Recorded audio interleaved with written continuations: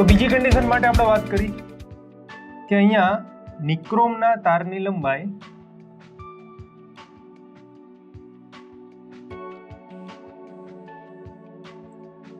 L જેટલી છે અને આડછેદનું ક્ષેત્રફળ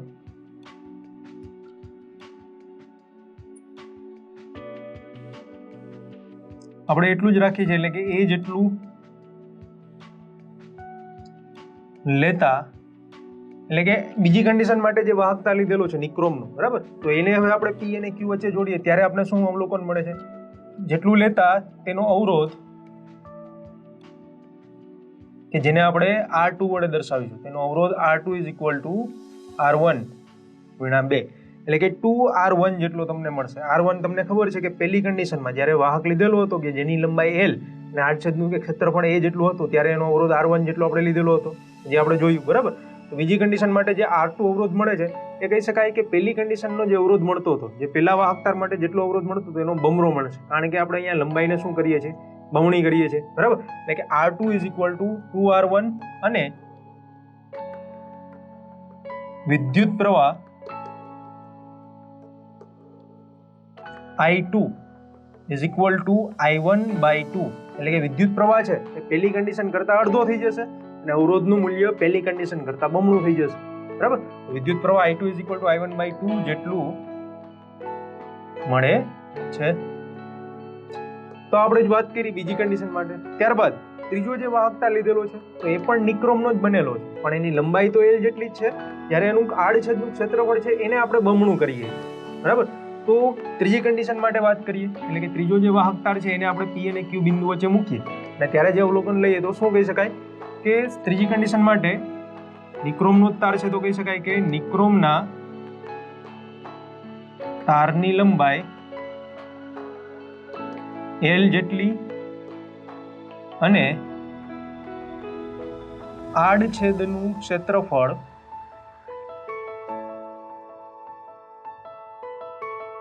A જેટલું લેતા તેનો અવરોધ R3, અવરોધ આપણે R3 લઈએ છીએ, બરાબર. તો અહીંયા આડછેદનું ક્ષેત્રફળ બમણું કરીએ છીએ તો અવરોધ R3 ની મૂલ્ય છે એ પહેલી કન્ડિશનમાં જે અવરોધ હતો R1 કરતા અડધી મળશે, એટલે કે R3 = R1/2 અને વિદ્યુત પ્રવાહ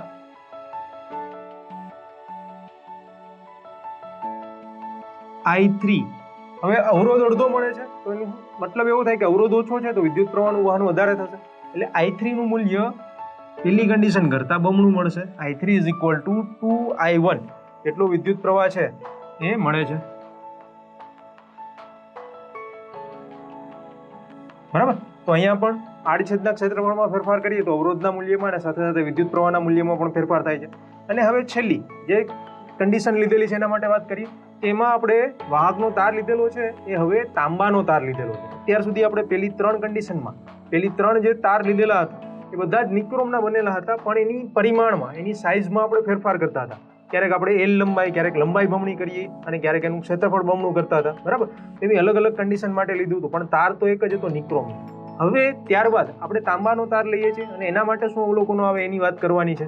તો આપણે વાત કરીએ ચોથી કન્ડિશન, છેલ્લી કન્ડિશન, જેમાં તમને આપેલું છે કે તાંબાનો તાર આપણે લીધેલો છે, બરાબર. તો તાંબાના તારની લંબાઈ L જેટલી અને આડછેદનું ક્ષેત્રફળ A જેટલું લેતા તેનો અવરોધ R4 મળે છે, જેનું મૂલ્ય પણ R1 કરતા અલગ હોય છે, બરાબર. એટલે કે અહીંયા પણ લંબાઈ અને આડછેદનું ક્ષેત્રફળ તો સરખું છે, પણ મટીરિયલ આપણે અત્યાર સુધી નિક્રોમ લીધું ને હવે લીધું તાંબુ, એટલે કે મટીરિયલ ચેન્જ થાય છે તો પણ એનો જે અવરોધ મળે છે R4 એના મૂલ્યમાં પણ ફેરફાર જોવા મળશે, બરાબર. તો તો આ પ્રવૃત્તિ પરથી આપણે ફાઇનલી એક તારણ લેવું હોય તો એ લઈ શકાય કે અહીંયા તમારી પાસે જે પણ વાહકતા રહેલો હોય, આપણે ટોપિકનું નામ જ એ છે કે સુવાહકનો અવરોધ શેની પર આધાર રાખે છે એ પરિબળો આપણે જોવાના છે. તો આપણે અહીંયા બધા જ વાહક લીધેલા છે. તો આના પરથી આપણે એક ફાઇનલ એક ચોક્કસ અવલોકન એવું જ આપી શકીએ કે તમારી પાસે કોઈ પણ વાહક હોય, કોઈ પણ સુવાહક હોય, એના પરિમાણમાં એટલે કે એની સાઇઝમાં ફેરફાર કરવો, એની લંબાઈ છે, એનું આડછેદનું ક્ષેત્રફળ છે, બરાબર, કે એ જે વાહક આપેલો છે, જે સુવાહક આપેલો છે એના પરિમાણમાં અથવા તો કહી શકાય કે એની જાતમાં, એ કયા મટીરિયલનો બનેલો છે. અત્યાર સુધી નિક્રોમ હોય, તાંબાનો તાર લ્યો, તેમાં પણ અવરોધમાં ફેરફાર થાય છે. આના પરથી આપણે એ જ કહી શકીએ કે જો આપણી પાસે જે સુવાહક છે, જે વાહક છે, એના પરિમાણમાં ફેરફાર કરવાથી અથવા તો એની મટીરિયલ, એના જેનો બનેલો છે મટીરિયલમાં ફેરફાર કરવાથી પણ એ વાહકનો જે અવરોધ છે એ આ બધા પરિબળો ઉપર આધાર રાખે છે. એટલે કે એના પરિમાણ અને એના મટીરિયલની જાત ઉપર આ વાહકનો અવરોધ છે એ આધાર રાખે છે, બરાબર. તો હવે આના પરથી આપણે એક ચોક્કસ કહી શકાય કે એક સમીકરણ તારવવાનું છે. તો હવે આપણે એના વિશે જોઈએ. તો પ્રવૃત્તિ પરથી આપણે જોયું કે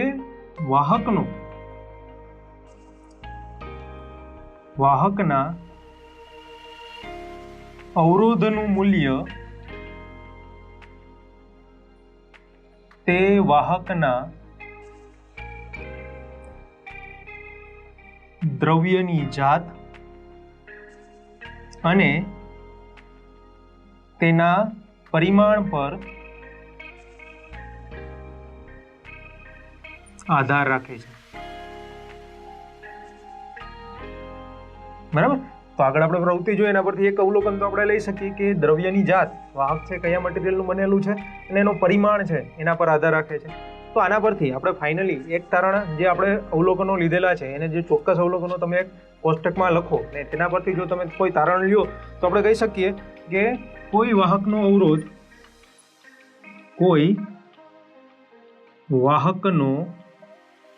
અવરોધ તેની લંબાઈના સપ્રમાણમાં અને તેના આડછેદના ક્ષેત્રફળના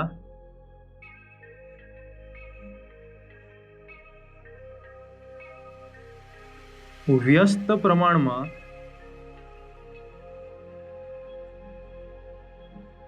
હોય છે, બરાબર. તો આ પ્રવૃત્તિના બધા અવલોકનો જો તમે વ્યવસ્થિત કોઈ કોષ્ટકમાં લખો તો એના ઉપરથી એક તારણા લઈ શકાય કે જે કોઈ બી વાહક આપણે લઈએ એનો અવરોધ છે એ વાહકની લંબાઈના સપ્રમાણમાં અને તેના આડછેદના ક્ષેત્રફળના વ્યસ્ત પ્રમાણમાં હોય છે. તો હવે આના પરથી આપણે સમીકરણ તારવવું હોય તો આપણે એક ધારણા લઈએ કે ધારો કે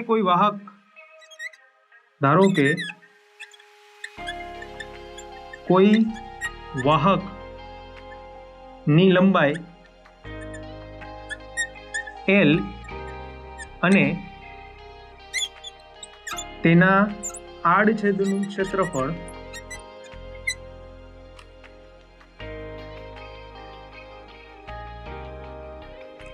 A છે, બરાબર.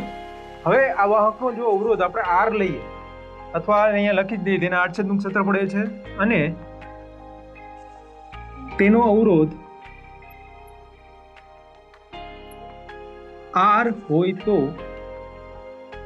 બરાબર, એનો અવરોધ R હોય તો ઉપર આપણે જે લખ્યું કે વાહકનો અવરોધ તેની લંબાઈના સપ્રમાણમાં અને તેના આડછેદના ક્ષેત્રફળના વ્યસ્ત પ્રમાણમાં હોય છે. તો આપણે એના પરથી કહી શકીએ કે વાહકનો અવરોધ R છે તો ઉપર પરથી R સપ્રમાણ L એટલે કે R is directly proportional to L એ લખી શકાય અને એના આડછેદના ક્ષેત્રફળના વ્યસ્ત પ્રમાણમાં છે. એટલે બીજું આપણે એના વચ્ચેનો સંબંધ આવો દર્શાવી શકીએ કે R is inversely proportional to 1/n એટલે કે આડછેદના ક્ષેત્રફળના વ્યસ્ત પ્રમાણમાં છે, બરાબર. તો આ બંને સમીકરણને આપણે એકને સમીકરણ નંબર 1 કહીએ અને બીજાને સમીકરણ નંબર 2 કહીએ છીએ, બરાબર.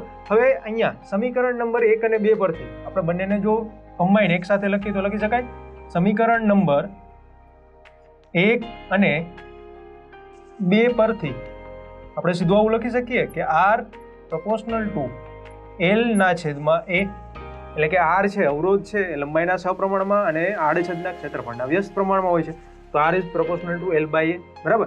હવે અહીંયા આ જે સપ્રમાણતા છે એ સપ્રમાણતાને આપણે બરાબરમાં એટલે કે ઇક્વાલિટીમાં કન્વર્ટ કરવું હોય તો સપ્રમાણતા અચળાંક મૂકવો પડે. એટલે આ જ સમીકરણને તમે આ રીતે લખી શકો કે R is equal to rho L ના છેદમાં A જેને આપણે સમીકરણ નંબર 3 કહીશું, બરાબર. અને આ જે સમીકરણ છે એ તમારે યાદ રાખવાનું છે, કારણ કે આગળ ઉદાહરણોમાં પણ આનો ઉપયોગ થાય છે અને આ જે થિયરી છે એમાં પણ તમે આનો ઉપયોગ કરી શકો. એટલે કે R is equal to rho L by A. તો જ્યાં આપણે જે રો લખ્યો છે શું છે, તો કહીએ જ્યાં આ જે નિશાની છે એને આપણે રોહો વડે પણ દર્શાવાય અથવા તો એને રોહ એવું બોલવામાં આવે છે, બરાબર ને, આ રીતે દર્શાવવામાં આવે છે. તે છે સપ્રમાણતા, એટલે લખી શકાય સમપ્રમાણતા અચળાંક, અથવા તો આ જે રો છે એને વાહકના દ્રવ્યની અવરોધકતા પણ કહે છે, બરાબર. એટલે કે અહીંયા રો આપણે સપ્રમાણતાને દૂર કરીને સપ્રમાણતા અચળાંક મૂકીને એને બરાબરમાં કન્વર્ટ કર્યું, એટલે કે R is equal to rho L ના છેદમાં એ, કે જે રો છે એને રો અથવા રો એ રીતે પણ આપણે બોલીએ છીએ, કે જે સપ્રમાણતા અચળાંક અથવા તો એને વાહકના દ્રવ્યની અવરોધકતા તરીકે ઓળખી શકાય છે, બરાબર. હવે આ રો છે તો જે સપ્રમાણતા અચળાંક કે વાહકના દ્રવ્યની અવરોધકતા છે એનો એકમ શું લખી શકાય, તો આપણે સમીકરણ નંબર 3 પરથી રોનું તો પેલા સમીકરણ શોધીએ તો લખી શકાય સમીકરણ નંબર 3 પરથી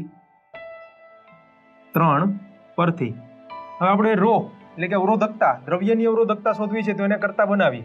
તો અહીંયા આડછેદનું ક્ષેત્રફળ છેદમાં છે, સામે જશે તો ગુણાકારમાં આવશે, અને એલ એ ગુણાકારમાં છે તો સામે જશે તો ભાગાકારમાં આવશે. તો લખી શકાય rho is equal to R એના છેદમાં એલ.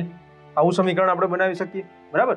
હવે આ સમીકરણ એ રો એટલે કે દ્રવ્યની અવરોધકતાનું સમીકરણ થશે, અને એના પરથી આપણે જો એનો એકમ લખવો હોય તો શું લખી શકાય, તો આપણે અહીંયા એકમ માટે નીચે લખીએ કે જો આપણે રોનો એકમ શોધવો હોય, રોનો એકમ ઇઝ ઇક્વલ ટુ આર એટલે કે અવરોધનો એકમ ગુણાકારમાં એ એટલે કે આડછેદના ક્ષેત્રફળનો એકમ, અને આખાના છેદમાં આપણે લખી શકીએ એલ એટલે કે લંબાઈનો એકમ, બરાબર. આ બધા એકમ આપણે લખીએ તો લખી શકાય આર નો એટલે કે અવરોધનો એકમ ઓમ ગુણાકારમાં ક્ષેત્રફળનો એકમ મીટરનો વર્ગ ના છેદમાં મીટર. મીટર મીટરને આપણે કેન્સલ કરીએ તો કહી શકાય કે ઓહમ ઇન્ટુ મીટર જે છે એ તમારી જે દ્રવ્યની અવરોધકતા છે એનો એકમ થશે, બરાબર. અને અહીંયા જે દ્રવ્યની અવરોધકતા છે એ અલગ અલગ મટીરિયલ માટે અલગ અલગ હોય છે. એટલે કે તમે ધાતુ અથવા તો વાહકની વાત કરો તો આ જે અવરોધકતાનું મૂલ્ય છે એ બહુ ઓછું હોય છે, જ્યારે અવાહકોની આપણે વાત કરીએ તો અવરોધકતાનું મૂલ્ય તમને ઘણું ઓછું જોવા મળે છે. તો આપણે કહી શકીએ કે વાહક પદાર્થો માટે રોહનું મૂલ્ય ઘણું જ ઓછું હોય છે, જ્યારે અવાહક પદાર્થો માટે રોનું મૂલ્ય ઘણું જ વધારે હોય છે, બરાબર. તો અહીંયા ફાઇનલી આપણે એ કહી શકીએ કે તમારો જે વાહકનો અવરોધ છે એ મુખ્યત્વે 3 કહી શકાય પરિબળો ઉપર આધાર રાખે છે, કે વાહકની લંબાઈ, વાહકનું આડછેદનું ક્ષેત્રફળ અને વાહકના દ્રવ્યની અવરોધકતા. એ કેવા દ્રવ્યનો કેવા મટીરિયલનો બનેલો છે એના ઉપર એ આધાર રાખી શકે છે, બરાબર. તો આપણે આ જે ઇક્વેશન છે, આજે આપણે પ્રવૃત્તિ કરી એના પરથી આ વસ્તુ આપણે ખાસ કહી શકીએ કે સુવાહકનો અવરોધ કયા કયા પરિબળ પર આધાર રાખે છે. તો આ સમીકરણ ઉપરથી આપણે કહી શકીએ કે સુવાહકનો અવરોધ જે છે એ સુવાહકના લંબાઈ એટલે કે વાહકનો જે તાર છે એની લંબાઈ ઉપર, એના આડછેદ ઉપર, અને કયા દ્રવ્યનો બનેલો છે એ દ્રવ્યની અવરોધકતા, આ 3ના મૂલ્ય ઉપર એ આધાર રાખે છે. અને કેવો આધાર રાખે છે, તો કહી શકાય કે તમારા જે વાહકનો અવરોધ છે એ વાહક તારના લંબાઈના સપ્રમાણમાં, આડછેદના ક્ષેત્રફળના વ્યસ્ત પ્રમાણમાં હોય છે. અને જો આપણે વાહકનું કહી શકાય કે મટીરિયલ બદલીએ એટલે કે કયા દ્રવ્યનો બનેલો છે દ્રવ્યને પણ જો આપણે બદલવામાં આવે તો એ દ્રવ્યની અવરોધકતા બદલાય છે, એટલે કે રોનું મૂલ્ય છે એ બદલાશે.